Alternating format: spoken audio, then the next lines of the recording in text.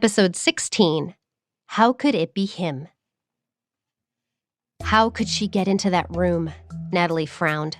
At that moment, a waiter pushed a food trolley past her. This gave her an idea. She strode forward and snatched the trolley, smiling as she said to the startled waiter, "Let me do it." "Who are you?" he said, realizing that he didn't recognize her. "You don't know me? I was just hired today." She feigned shock and her eyes widened. Then she sighed helplessly and said, "Well, this hotel is so big and there's so many employees. It's not like we all know each other. You should go rest. I can do this." "But..." The waiter wanted to say more, but she cut him off. "It's okay. We're colleagues. We have to help each other out. You look tired. You probably haven't had a good rest in a while. Just take this opportunity to have a break, okay?" "I look tired?" He lifted his hand and touched his face. "Now." Natalie pushed the trolley toward the room with the guards. By the time the waiter could react, she had already entered the room. It was very quiet inside, so quiet that it didn't seem like anyone was living there. Natalie looked around, but she didn't see Liam. Her thin eyebrows creased.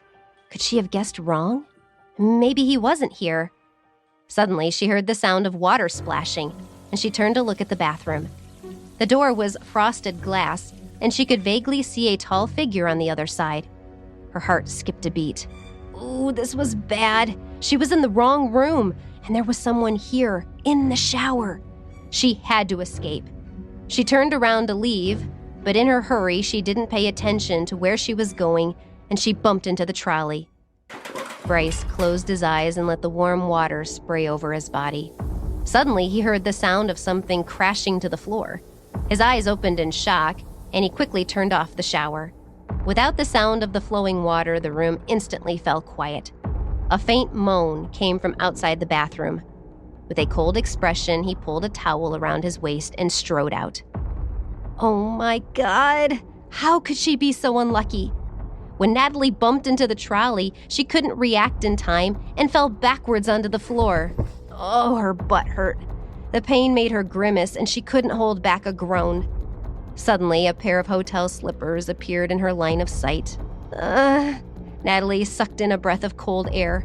She immediately shut her mouth, and her mind raced as she tried to figure out how to explain herself to the guest in this room. But before she could come up with an excuse, a cold voice came crashing down on her from above. "You really don't know how to give up." Why was that voice so familiar? She frowned and slowly raised her head. A handsome, familiar face came into view. Her eyes widened. Oh my God, how could it be him? Bryce looked down at her condescendingly. His black eyes were deep and frightening. An unlucky person will find themselves in all sorts of unfortunate situations. Natalie tilted her head and gritted her teeth. Then she took a deep breath and faced him with a calm smile on her face. What a coincidence. Bryce sneered. Yes, what a coincidence. Natalie got up and stood straight. After considering what she should say, she asked, "If I told you this was an accident, would you believe me?" "An accident?" Bryce raised his eyebrows and scoffed. His black eyes narrowed as he leaned closer to her. "Do you really think I'd believe you?" His hair was wet and disheveled. Compared to the serious and detached version of him she had seen during the day, this version was a little more seductive. Natalie swallowed, her heart beating fast. She took a step back to increase the distance between them. With the same smile on her face, she responded, "How can I know what you're thinking?" He smiled sarcastically. "You don't dare to guess my thoughts, but you do dare to enter my room? Natalie, should I call you brave?" He said this as he stepped closer to her. She backed away again. "I'm not lying. This was an accident. I thought Liam was here. I came to find him." Bryce chuckled and then immediately stopped. His expression turned sullen. "Do you think I believe that?" Sensing that he was getting angrier and angrier, Natalie realized the danger she was in and turned around to escape. But he was faster. He reached out his long arms, grabbed her waist, and pulled her closer to him. A strong musk assaulted her senses.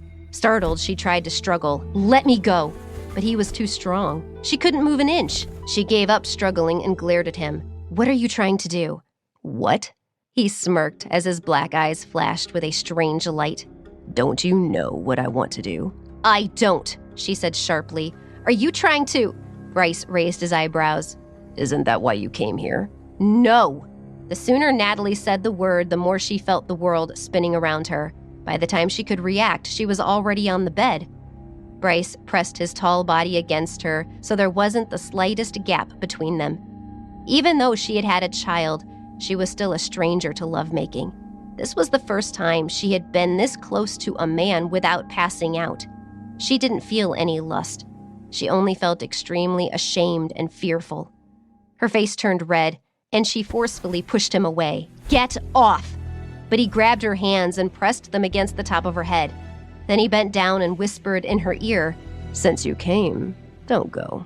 I'll trade your body for my help." As he spoke, a scorching hot breath gushed onto her neck, causing Natalie's body to stiffen. She felt an unprecedented sense of fear. "Bryce, it's not what you think." Her eyes were red, her voice tinged with tears. He propped himself up and looked at her coldly. With a mocking smile on his lips, he said, "It's too late to say that now. You should have thought of what might happen before you came into this room." Why should he believe her?